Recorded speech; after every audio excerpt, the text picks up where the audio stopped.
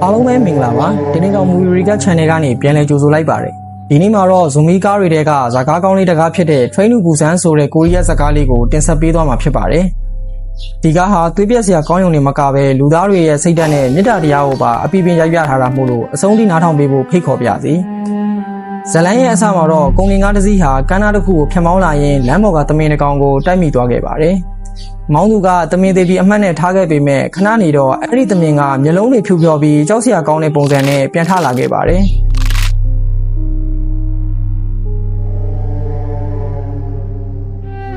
တစ်ဖက်မှာတော့စောဦးဟာအလုပ်ပဲသိတဲ့ fan manager တစ်ယောက်ပါသူသမီးလေးဆူဟန်ကမွေးနေ့လက်ဆောင်အဖြစ်ဘူဆန်မှာရှိတဲ့သူ့မိစီကိုတွားကျင်တယ်လို့ပူဇော်တာကြောင့်သူတို့နှစ်ယောက်ဟာမနက်စောစော KTX ရထားစီးပြီးထွက်လာခဲ့ကြပါတယ်ရထားကြီးစားထွက်ခါနီးမှာပဲဒဏ်ရာရထားတဲ့မိန်းကလေးတစ်ယောက်ဟာရထားပေါ်ကိုအလူရက်ခိုးတက်လာခဲ့တာကိုဘယ်သူမှသတိမထားမိလိုက်ကြပါဘူးအဲ့ဒီခိုးတက်လာတဲ့မိန်းကလေးကဇွန်ဘီဖြစ်ပြောင်းသွားပြီးရထားဝန်ထမ်းမလေးကိုစကိုက်ပါတော့တယ်အဲ့ဒီဝန်ထမ်းမလေးကလည်းချက်ချင်းဆိုသလိုဇွန်ဘီဖြစ်သွားပြီးတခြားခီးသည်တွေကိုလိုက်ကိုက်ပါတော့တယ်ကူးစက်မှုကအရန်မျက်စံလုံးတာကြောင့်ရထားပေါ်ကခီးတဲ့တော်တော်များများလဲကူးစက်ခံနေရပါပြီ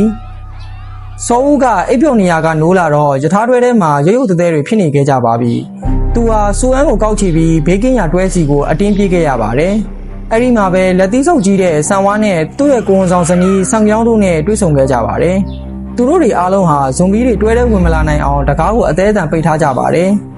အဲ့ဒီအချိန်မှာပဲထူးဆန်းတာတစ်ခုကိုသတိထားမိတာကဇွန်ဘီတွေကတကားဖွင့်တဲ့ညံမရှိဘူးဆိုတာပါပဲ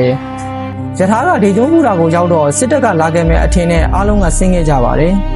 ဒါပေမဲ့တကယ်လက်တွေ့မှာတော့စစ်သားတွေကကူးစက်ခံထားရပြီးဇွန်ဘီအုပ်ကြီးကသူတို့ကိုပြန်လဲတိုက်ခိုက်ပါတော့တယ်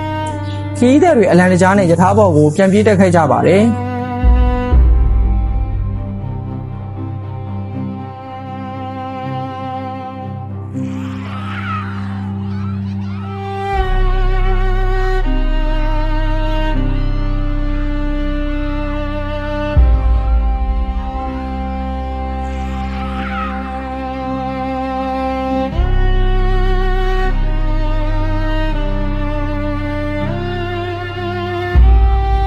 ဒီချုပ်တွင်းမှုတွေရဲ့ကြားမှာအားလုံးကလူစုကွဲသွားခဲ့ကြပါတယ်။စူအန်ဆောင်ပြောင်းနဲ့အဖွားဦးတယောက်ဟာရထားတွဲတွဲရဲ့အိမ်သားထဲမှာပိတ်မိနေပြီးစောဦးဆန်ဝါနဲ့အားကစားသမားចောင်းသားလေး၃ယောက်ကတော့နောက်ထပ်တွဲတစ်ခုမှာကြံနေခဲ့ပါတယ်။သူတို့တွေကချစ်ရတဲ့သူတွေကိုကယ်တင်ဖို့ဇွန်ဘီတွေပြည့်နေတဲ့တွဲလေးတွဲကိုဖျက်ကျော်ဖို့ဆုံးဖြတ်ခဲ့ကြပါတယ်။သူတို့၃ယောက်ဟာဘေ့စ်ဘောတုပ်တွေလက်ဖက်တွေနဲ့အသင့်ပြင်ပြီးဇွန်ဘီတွေကိုတိုက်ခိုက်ရင်းတိုးထွက်ခဲ့ကြပါတယ်။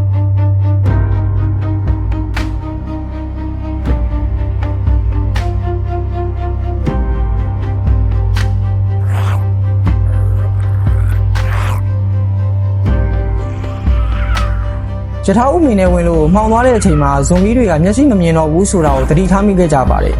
။အဲ့ဒီအားနည်းချက်ကိုသုံးပြီးသူတို့တွေကအိမ်သားတွေကပိတ်မိနေတဲ့သူတွေကိုကယ်ထုတ်နိုင်ခဲ့ကြပါတယ်။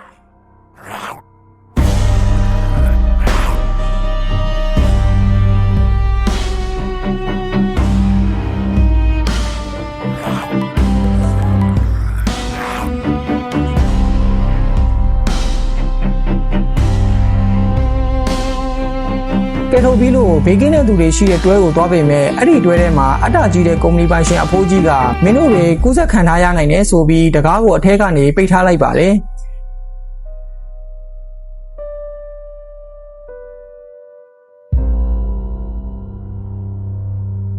ဆန်ဝါကဇွန်ဘီတွေကိုအနောက်ကနေတယောက်တည်းခုခံပေးနေတဲ့အချိန်မှာတော့စောဦးကတကားကိုအတင်းထုတ်ဖွင့်ခဲ့ရပါတယ်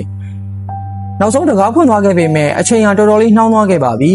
ဆန်ဝါဟာဇနီးတဲ့အတွက်နာမည်လေးပေးခဲ့ဖို့မှာကြရင်ဇွန်ဘီတွေကြားမှာအကြံရင်ခဲ့ပါတော့တယ်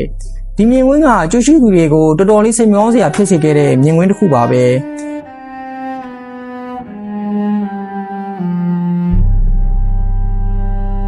ပိုဆိုးတာကအဲ့ဒီရုပ်မာတဲ့အဖိုးကြီးကစောဦးတို့အဖွဲ့ကိုပါနောက်ထပ်တွဲတစ်ခုတည်းကိုနှင်ထုတ်လိုက်တာပါပဲရထားကလမ်းပိတ်နေလို့ရှေ့ဆက်မရတော့တဲ့အခါရထားကောင်းတွဲအစ်စ်ကိုပြောင်းစီးဖို့စူးစမ်းခဲ့ကြပါတယ်ဒီကြားထဲမှာအတ္တကြီးတဲ့အဖိုးကြီးကြောင့်တခြားသူတွေရောတယောက်ပြီးတယောက်သိဆုံးကုန်ကြပါတယ်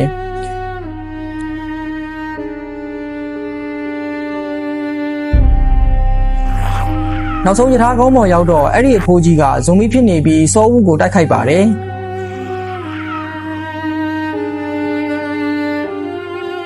စောဦးကအဖိုးကြီးကိုယထာဘော်ကတွန်းချနိုင်ခဲ့ပေမဲ့သူ့လက်မှာတော့အကိုက်ခံလိုက်ရပါပြီ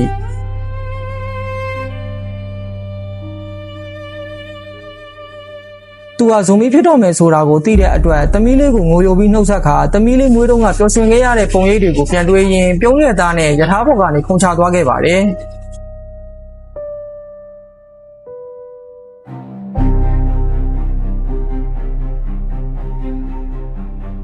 နောက်ဆုံးမှာတော့စူအန်နဲ့ဆောင်ကျောင်းတို့ကဘူဆန်ကလှိုင်ကိုတစ်ခုကိုရောက်လာခဲ့ကြပါတယ်။စစ်သားတွေကသူတို့ကိုဇွန်မီထင်းနဲ့ပြစ်တက်တော့မဲ့အချိန်မှာပဲစူအန်ကသူ့အဖေကိုဆိုပြချင်ခဲ့တဲ့တချင်းလေးတွေကိုငိုယိုရင်းဆိုပြလိုက်ပါတယ်။ဒီတချင်းတန်ကြောင့်သူတို့နှစ်ယောက်ဟာလူသားတွေမှန်တည်သွားပြီးကယ်တင်ချင်းခံလိုက်ရတာနဲ့ဇလန်းလေးပြီးဆုံးသွားခဲ့ပါတယ်။ဒီဇာတ်ကားလေးကတော့အဖေတယောက်ရဲ့မြစ်တာကိုအကောင်းဆုံးဖော်ကျူးသွားတာပါ။မိတ်ဆွေတို့ရောဒီဇလန်းလေးမှာဘယ်အခန်းကိုအကြိုက်ဆုံးလဲဆိုတာကို comment မှာပြခဲ့ပါဦးနော်။အခုလိုအဆုံးထိနားထောင်ပေးလို့အားလုံးကိုကျေးဇူးတင်ပါတယ်ခင်ဗျာ။